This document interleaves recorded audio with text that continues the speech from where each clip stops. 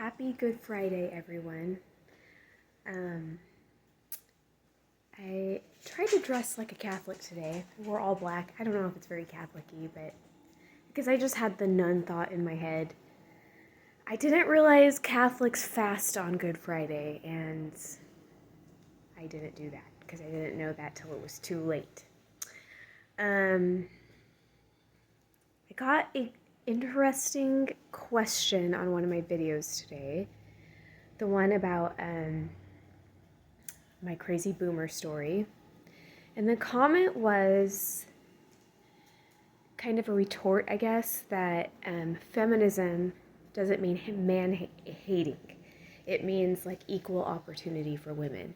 And this couldn't have been a better day for me to address this, because this really gives me an opportunity to steel man this conversation, because I actually had a client today who I would argue is one of the most impressive women I've ever met in my life. And she has her own company, and she works in agriculture. And agricultural people, from my experience, are just a different breed of people. And they're, for the most part, really, really awesome people. And she's one of those, but she is intimidating as hell. And she's one of those people that she and her husband are one of those couples where even though he's a firefighter and stuff and he's badass too, she's scarier than he is. They're just one, and they love each other so much, and they don't, they have each other's back. They're high school sweethearts. They're amazing people. She is super successful. She works with all men. I don't think she ever works with women. And so I got to ask her the question, do you think feminism is man-hating, or do you think, and she's conservative, so she actually went and saw Milo Yiannopoulos with me the first time I saw him at Cal Poly. So, she's very cool, and she's super Catholic too. So I asked her, do you think feminism is man-hating? And she had the same response as that comment. She said, I don't think feminism is man-hating. I think I'm a feminist because I just want the opportunity to be good at what I'm good at. And I know she feels like that's feminism, but I believe that it wouldn't matter what circumstances she was born into, she would have been formidable no matter where she was, because she just has that energy. And I personally have enough belief in women, especially women like her. She's a lot of integrity and all that. I would trust her more than I would probably trust about anybody else in my life. You can just tell honor and integrity means so much to her. And both of her parents were teachers. But I think they were teachers when things weren't as insane, of course, because both of her parents are extremely elderly. But anyway, I think she could have been put in any scenario, and her energy would have brought her to the top, no matter where she was dropped. So, I know she thinks she is where she is because she was awarded opportunities to get there, but I would argue she is where she is because she's legitimately a badass. So, yeah, when she speaks, she's never demeaning men. She's never, I've never heard her just bring up women's rights. Never. I've never heard her say anything that was disempowering. I've only heard her take accountability for things and she doesn't talk about feminist things. I mean, so if I were to only go off of the woman in the video that the comment was made, the crazy boomer lady, this is what I actually have in mind as a feminist. She only says mean things about men. When she was going through a divorce, one of her daughters conveniently had repressed memories that came back to her that her dad molested her. And then that ended up destroying the entire family. And I think they had 5 children. I think all 5 of them quit speaking to him until he just died like a couple months ago. I mean, she's a Jehovah's Witness, but all she does is, when she talks about men, it's only to talk about how stupid or lame they are. I never hear her say anything positive about men. And it's like, I compare these 2 women, because one is just, winning at life. Everywhere she turns, she's winning at life. And she loves her son so much. We had the cutest conversation about her son today. Her son's in high school, and he has his first love, and we were talking about how, for a mother, for some reason, it just seems more painful for your sons to get brokenhearted because he's having his first love interest right now than for your daughters too. And we were trying to analyze that a little bit, and I think it's because girls are better at crying it out and getting their other girls around them, and boys are worse at that. I don't know what it is, but mothers are vulnerable to their boys is basically the conversation we had today. So to me, that's just not very feminist sounding. That's the way she thinks about males. Is, in a way, she instinctively has this motherly instinct to protect her son, which makes me think of the story of Mary, but I'll get into that maybe in a little bit. So the woman, the crazy boomer lady, who's a crazy Jehovah's Witness feminist, I mean, if I were an alien from outer space and heard her talking about men, I would think she hated men. And she is very proud of, championing women's rights in the 60s and all that stuff. Like, she talks about that still today as if it's still relevant. She probably listens to Joan Baez or whatever her name is. She's one of those. That's what I depict as a feminist. I do depict feminists as being man-haters, and of course that makes sense. Because when you're going to team people up, put people on a team, well, you have to make them disparage the other team, or else they won't compete. I mean, that's just the nature of the game. So, by design, feminism is rallying the troops and giving them an enemy. That's what it is. And it really is, to me, if I were to put it in Christian terms, a demonic influence on the world. Because I just truly believe my instincts, my gut tells me that there actually is a natural order on the planet and in the universe. And if you go against that, for one thing, it's extremely narcissistic to go against the natural order. I mean, showing no humility. And especially off of the weird foundation for why this conversation is even happening. For the fucking economy, we're going to go against the natural order so women can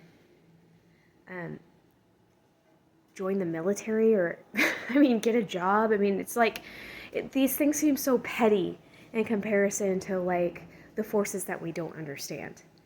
And so, feminism to me just seems so embarrassing, and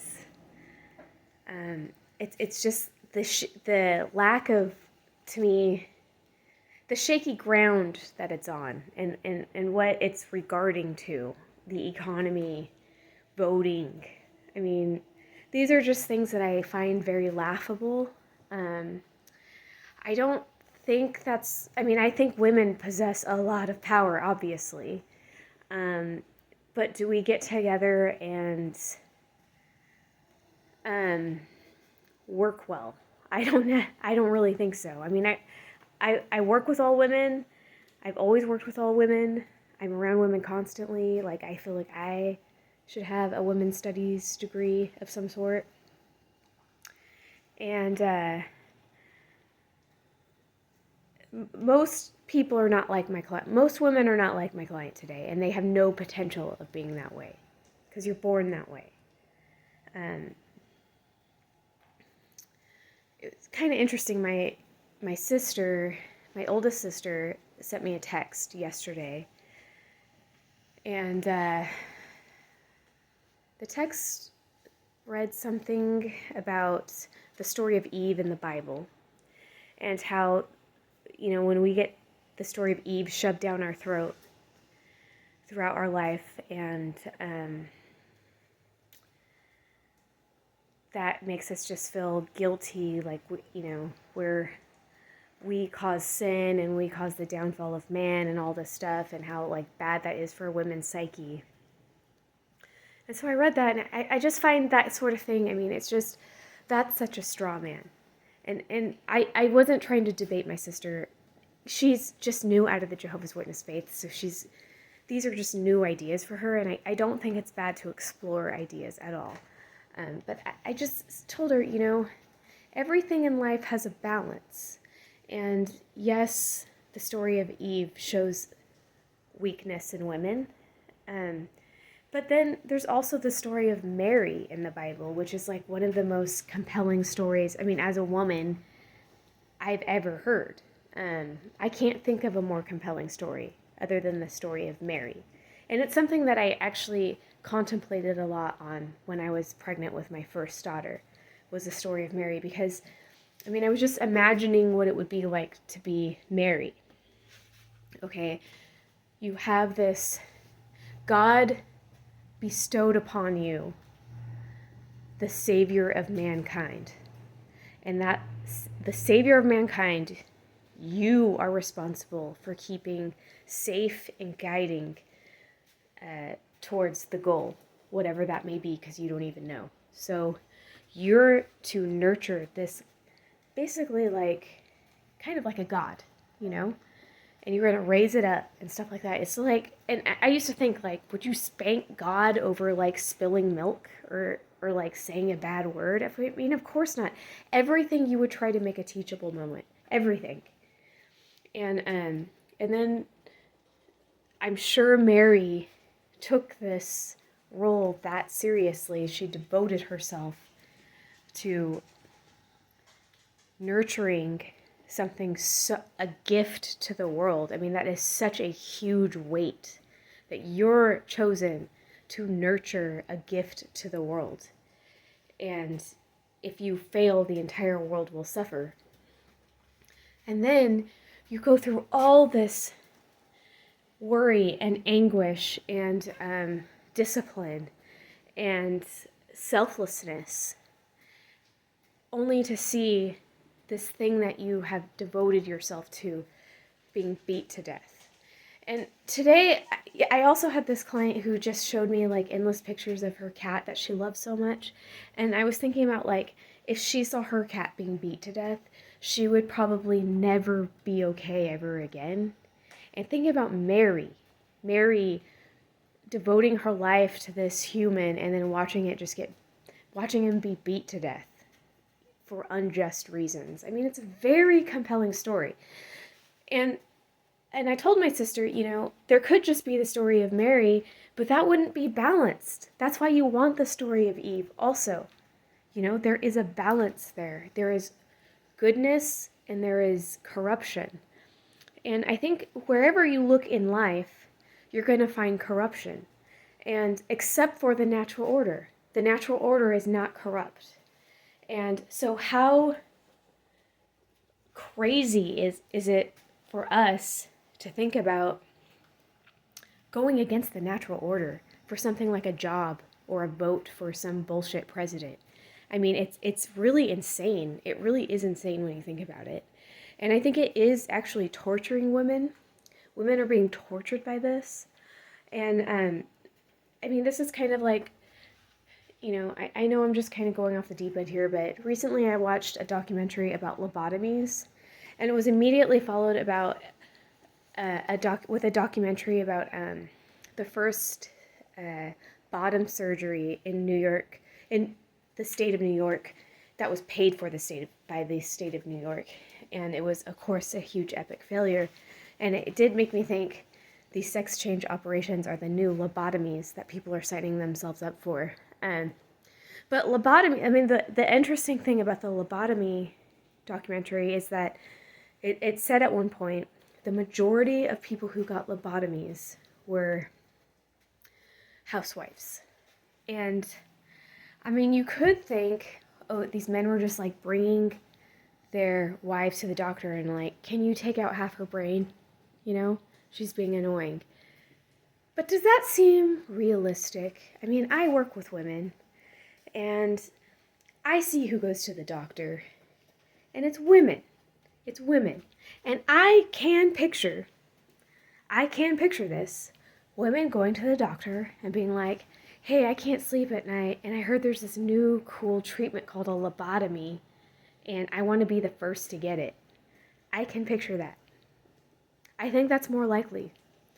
And and really it's just like, that's not completely the fault of women. That is like just this sick society where the goals that we have for ourselves are so irrelevant to why we're actually here. The corporatism, the capitalism, the keeping up with the Joneses, the I'm right and you're wrong. I mean, all of these things are not, who are they beneficial towards? Having a new iPhone or a new, like, expensive handbag, I mean, these things are all so dumb. And, yeah, so I do think that feminism is